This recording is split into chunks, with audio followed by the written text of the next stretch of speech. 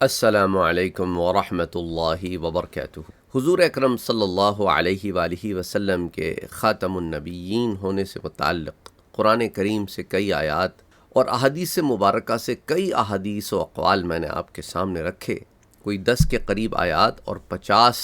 کے قریب احادیث مبارکہ۔ اب اس سوال کی طرف آتے ہیں کہ حضور اکرم صلی اللہ علیہ وآلہ وسلم کے بعد اگر کوئی نبوت کا دعوے دار ہو اور کوئی اس نبی کی تصدیق کرے تو فقہائے اسلام اس پر کیا کہتے؟ تو اس پر تو امت کا اجماع ہے کہ ہمارے نبی محمد مصطفیٰ صلی اللہ علیہ وآلہ وسلم آخری نبی ہیں، اور یہ قرآن مجید کی صریح آیات اور احادیث مبارکہ متواترہ سے یہ بات ثابت ہوتی ہے، اور اس پر امت مسلمہ کا اجماع ہے، اور اس کا انکار کفر ہے۔ اس ضمن میں آغاز کرتے ہیں آج کے درس کا امام غزالی سے، جو متوفی ہیں 505 ہجری کے۔ وہ اسی مسئلے پر بحث کرتے ہوئے الاقتصاد فی الاعتقاد کے پیج 163 پر لکھتے ہیں کہ ہمیں اجماع اور مختلف قرائن سے یہ معلوم ہوا ہے کہ لا نبی بعدی، یعنی میرے بعد کوئی نبی نہیں، حضور نے یہ فرمایا ہے۔ تو حضور کے بعد صلی اللہ علیہ وآلہ وسلم کے بعد نبوت کا دروازہ ہمیشہ کے لیے بند کر دیا گیا ہے، اور خاتم النبیین سے مراد بھی مطلق انبیاء ہیں۔ غرض ہمیں یقینی طور پر معلوم ہوا کہ ان لفظوں میں کسی قسم کی تعویل اور تخصیص کی گنجائش ہی نہیں ہے، اور جو شخص اس حدیث میں تعویل یا تخصیص کرے وہ اجماع کا منکر ہے۔ سمجھ آئی بات آپ کو؟ اچھا، اب آ جائیں قاضی ایاز کی طرف، جو 544 ہجری کے متوفی ہیں۔ وہ لکھتے ہیں الشفا کی جلد 2 صفحہ 237-238 پر کہ اسی طرح ہم اس شخص کو کافر قرار دیتے ہیں جو ہمارے نبی کے ساتھ یا آپ کے بعد کسی کی نبوت کا دعویٰ کرے، یعنی کوئی اور نبی کی بعثت ہو جائے حضور کے بعد یا حضور کے زمانے میں، تو امام قاضی ایاز بن موسیٰ مالکی جو ہیں اس ضمن میں بڑی ایک ڈیٹیل سٹیٹمنٹ دیتے ہیں۔ وہ کہتے ہیں اسی طرح ہم اس شخص کو کافر کہتے ہیں جو یہ دعویٰ کرے کہ اس کی طرف وحی کی جاتی ہے، خواہ وہ نبوت کا دعویٰ نہ کرے، بس یہ سب لوگ کافر ہیں اور حضور صلی اللہ علیہ وآلہ وسلم کی تکذیب کرنے والے ہیں، کیونکہ نبی صلی اللہ علیہ وسلم نے ایک خبر دی ہے کہ آپ خاتم النبیین ہیں اور آپ کے بعد کوئی نبی مبعوث نہیں ہوگا، اور آپ نے اللہ کی طرف سے ایک خبر دی ہے کہ آپ خاتم النبیین ہیں اور آپ کو تمام لوگوں کی طرف رسول بنایا گیا ہے، اور امت کا اس پر اجماع ہے یہ کہ یہ کلام اپنے ظاہر پر محمول ہے، یعنی یہ جو ظاہری الفاظ ہیں اسی کے اوپر ہے، کوئی اس میں مزید تعویل نہیں کی جائے گی، اور اس کا ظاہر مفہوم ہی مراد دیا جائے گا، اور اس کلام میں کوئی تعویل یا تخصیص نہیں ہوگی، اور ان لوگوں کا کفر قطعی اور اجماعی اور سماعی ہے جو یہ کہتے ہیں کہ حضور کے بعد کسی کو وحی آئی یا نبوت کا کوئی دعوے دار ہوا، کسی نے اس کی پھر تصدیق کر لی۔ اچھا، اسی طرح علامہ شہاب الدین احمد بن محمد خفاجی حنفی متوفی 1069 ہجری کے، اور ملا علی سلطان محمد القاری حنفی متوفی 1014 ہجری کے، انہوں نے بھی شفا کی اس عبارت کو مقرر رکھا ہے۔ نسیم الریاض اٹھا کے دیکھیں، اس کی جلد 6 صفحہ 355-356، اور ساتھ ہی پھر شرح الشفا بھی اٹھا کے دیکھیں، جلد 2 صفحہ 515-516۔ پھر اسی طرح قاضی ایاز بن موسیٰ مالکی جن کی میں نے آپ سے شفا سے اسٹیٹمنٹ دی ہے، وہ شفا ہی کی جلد 2 صفحہ 245 پر لکھتے ہیں کہ عبد الملک بن مروان الحارث نے نبوت کے دعوے دار ایک شخص کو قتل کر دیا اور اس کو سولی پر لٹکا دیا، اور متعدد خلفاء اور بادشاہوں نے اسی طرح وہ لوگ جو نبوت کے دائی مدعیان بن گئے ان کو قتل کیا، اور اس زمانے کے علماء نے ان کے اس اقدام کو صحیح قرار دی۔ پھر آ جائیں علامہ خفاجی حنفی کی طرف، نسیم الریاض کی جلد 2 صفحہ 394 پر انہوں نے اس کی شرح میں یوں کہا ہے، کیونکہ مدعیان نبوت نے حضور صلی اللہ علیہ وآلہ وسلم کے اس ارشاد کی تکذیب کی کہ آپ خاتم الرسل ہیں اور آپ کے بعد کوئی رسول مبعوث نہیں ہوگا۔ پھر ملا علی قاری حنفی نے لکھا کہ ان مدعیان نبوت کو ان کے کفر کی وجہ سے قتل کیا گیا ہے، شرح الشفا جلد 2 صفحہ 534۔ علامہ ابو الحیان محمد بن یوسف غرناطی اندلسی، یعنی میں آپ کو ان علماء کے بارے میں بھی بتا رہا ہوں جن کا تعلق اندلس سے رہا ہے، غرناطہ سے رہا ہے، اسپین میں جب مسلمانوں کی حکومت تھی۔ یہ 754 ہجری، اب سے کوئی 700 سال قبل گزرے ہیں۔ وہ لکھتے ہیں البحر المحیط کی جلد 8 صفحہ 485 پر کہ جس کا یہ مذہب ہے کہ نبوت کسبی ہے، یعنی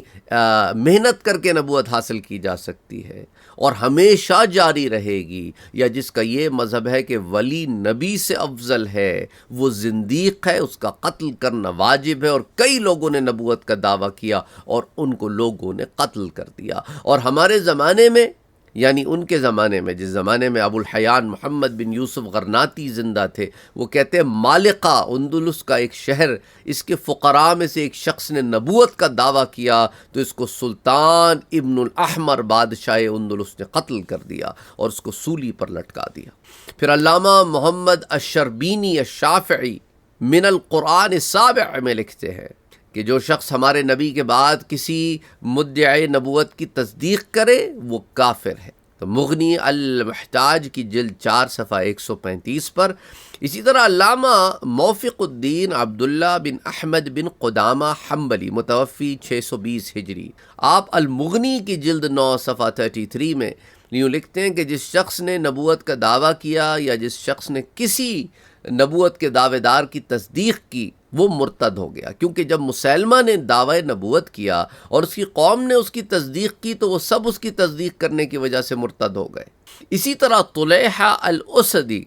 اور اس کی تصدیق کرنے والے سب مرتد ہو گئے، اور نبی صلی اللہ علیہ وسلم نے فرمایا کہ اس وقت تک قیامت قائم نہ ہوگی حتیٰ کہ جہاں تک کہ 30 کذاب، 30 جھوٹے نکلیں گے، اور ان میں سے ہر ایک یہ دعویٰ کرے گا کہ وہ اللہ کا رسول۔ تو المغنی جلد 9 صفحہ 33۔ اور امام غزالی الشافعی متوفی 505 ہجری، امام محمد بن محمد الغزالی، آپ لکھتے ہیں کہ نظام معتزلی اور اس کے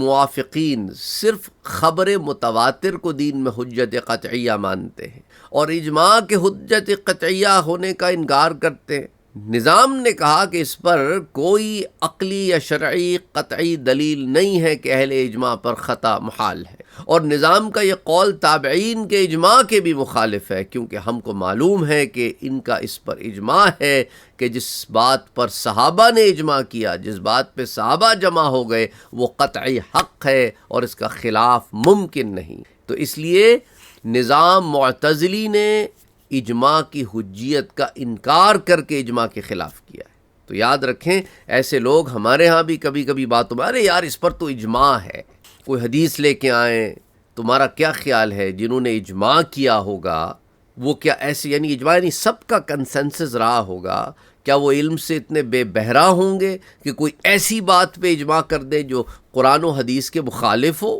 یا صحابہ کے مخالف ہو،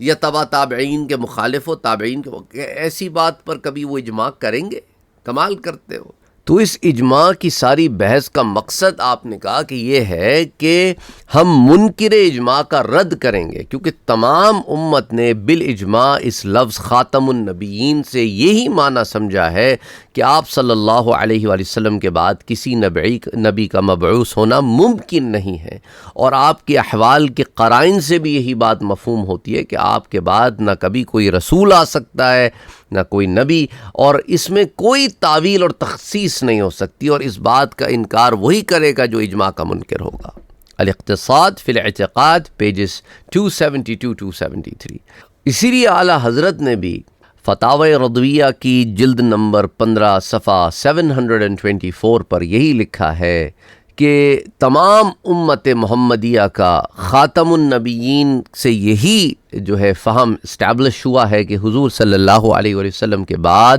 کوئی نبی نہ ہوگا، حضور کے بعد کوئی رسول نہ ہوگا، اور تمام امت نے یہی مانا ہے۔ اس لفظ میں کوئی تعویل نہیں ہے کہ خاتم النبیین کا معنی کیا ہے۔ تو جو اس کے علاوہ کوئی معنی کرتا پھرے کہ خاتم النبیین سے معنی مراد حضور کی ختم نبوت نہیں بلکہ کچھ اور معنی ہے، تو پھر ایسے شخص کے متعلق کافر کہنے میں کوئی ممانعت نہیں ہے۔ وہ قرآن کی آیات کی بھی تکذیب کر رہا ہے، اور اس پہ پھر بڑی تفصیل سے اعلیٰ حضرت میں بات کی۔ تو اب اس زمانے میں اگر آپ دیکھیں نا، تو ہمارے ہاں ایک تو بہائی فیتھ والے ہیں جو ہر مذہب کے ہر شخص کو مانتے ہیں، جو مذہب کے جو پیشوا رہے ہیں وہ سب کو مانتے ہیں، اور دوسری طرف یہ قادیانی ہیں، یہ دونوں ختم نبوت کے منکر ہیں۔ اسی طرح ایک شخص ہے وہ الائجہ، وہ بھی ایک فتنہ نکلا تھا امریکہ میں، کچھ لوگوں نے اسے بھی نبی مان لیا۔ تو یہ بہائی ہوں یا الائجہ کے پیروکار ہوں، یہ ہیں تو تعداد میں بہت کم، اور یہ قادیانی ہوں، یہ تعداد میں ان سے زیادہ ہیں، جو مرزا غلام احمد قادیانی کے یہ پیروکار ہیں۔ پھر ان کے دو فرقے ہیں، ان کی غالب اکثریت تو مرزا غلام احمد قادیانی جو ہے اس کو نبی اور رسول مانتی ہے، اور دوسرا فرقہ یہ مرزا قادیانی کو مجدد اور محدث مانتا ہے، اور اس کو پھر ہمارے ہاں یہ لاہوری جماعت جس کو آپ کہتے ہیں، ان کا کہنا ہے کہ مرزا کو الہام اور وحی میں اشتباہ ہو گیا۔ تو قادیانی فرقہ ان کو کافر کہتا ہے، یعنی لاہوری فرقہ کو، بلکہ وہ اپنے علاوہ تمام مسلمانوں کو کافر کہتے ہیں۔ ان کے نزدیک جو بھی مرزا غلام احمد قادیانی کی نبوت پر ایمان نہیں لاتا وہ اس کو کافر کہتے ہیں۔ اور مرزا غلام احمد قادیانی جو ہے یہ مشرقی پنجاب کے ضلع ہے، اس کے ایک گاؤں قادیان میں پیدا ہوا تھا، اور 840 میں پیدا ہوا، اور وہ لکھتا ہے کہ جب اس کی عمر جو ہے وہ 40 سال کی ہو گئی تو پھر اس پر زور و شور سے مکالمات الہیہ کا سلسلہ شروع ہوا۔ کتاب البریہ کی کہ پیج 136 پر یہ لکھتا ہے، اور 1880 میں مرزا ایک مبلغ کی حیثیت سے ظاہر ہوا، پھر اس نے محدث ہونے کا دعویٰ کیا، اور اس نے پھر یہ کہا کہ اس کو الہام آیا ہے۔ اس نے کہا یہ جو حضرت عیسیٰ علیہ السلام کے متعلق آپ لوگوں کا عقیدہ ہے نا مسلمانوں کا کہ وہ آئیں گے، یہ عقیدہ یہ غلط ہے، کیونکہ مجھے الہام ہوا ہے۔ یہ عقیدہ جو ہے یہ ختم نبوت کے منافی ہے، اور 1890 تک یہ برابر یہی کہتا رہا کہ میرے نزدیک حضور صلی اللہ علیہ وسلم خاتم النبیین اور آخری نبی ہیں۔ پھر اس نے خود کو مسیح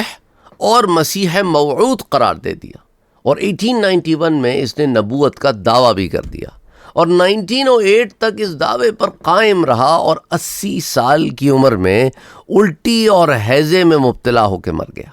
تو ان تمام عنوانات پر پھر پروفیسر محمد الیاس برنی رحمۃ اللہ علیہ نے اپنی کتاب قادیانی مذہب کا علمی محاسبہ، اس میں خود مرزا غلام احمد قادیانی اور دیگر مرزائیوں کی تصانیف کے حوالوں سے انہوں نے لکھا ہے۔ تو اس کو پھر کوئی سی کو ہے تو وہ کتاب دیکھ لے، اس کی تفصیلات وہاں دیکھ لے۔ تو بہرحال یہ ختم نبوت کے معاملے میں ان لوگوں نے جو ہے وہ کہتے ہیں نا کہ یہ فنڈڈ لوگ ہوتے ہیں، تو پھر ان کی فنڈنگ جہاں سے آتی ہے تو پھر یہ وہ زبان بولتے ہیں جہاں سے فنڈنگ آ رہی ہوتی ہے۔ تو بہرحال اس طویل بحث کا اور ان تمام دلائل کا آپ کے سامنے رکھنے کا مقصد یہ ہے کہ علماء کرام نے، فقہاء اعظام نے اوائل دور سے آج تک جس بات کو لکھا ہے، جس بات کی پریچنگ کی ہے، دعوت دی ہے، وہ آپ کے سامنے رکھنا ہے۔ اور یہ اس نئے دور کے یہ جو فتنے ہیں، یہ قرآن کریم کی آیات کو، احادیث مبارکہ کو غلط انداز میں پیش کرتے ہیں، ان کے مطالب و مقاصد بدل دیتے ہیں۔ اللہ ہم سب کو توفیق عطا فرمائے کہ لا الہ الا اللہ محمد رسول اللہ صلی اللہ علیہ وآلہ وسلم پر جئیں، اور انہی کلمات کے ساتھ اس دار فانی سے کوچ ہوں کہ اللہ ہم سے راضی ہو، اللہ کی رضا مقصود ہے۔ آمین۔ اللہم صلی علی محمد وعلی آل محمد۔